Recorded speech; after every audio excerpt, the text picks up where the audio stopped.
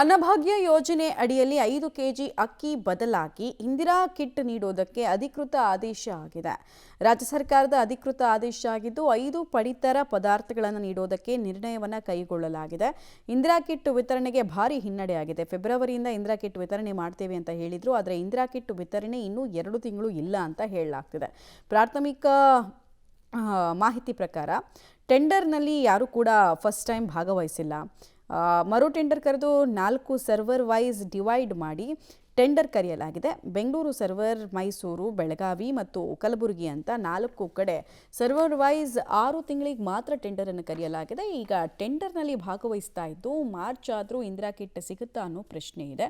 ಪಡಿತರ ಕಾರ್ಡ್ನಲ್ಲಿ ಒಬ್ಬ ವ್ಯಕ್ತಿಗೆ ಇಂದಿರಾ ಕಿಟ್ 422 ರೂಪಾಯಿ ಸರ್ಕಾರ ಭರಿಸ್ತಾ ಇದೆ. ಹಾಗಾದರೆ ಇಂದಿರಾ ಕಿಟ್ನಲ್ಲಿ ಇರುವಂತಹ 5 ಪಡಿತರ ಪದಾರ್ಥಗಳು ಯಾವುದು ಅಂತ ಕೂಡ ಹೇಳ್ಬಿಡ್ತೇವೆ ನಿಮಗೆ.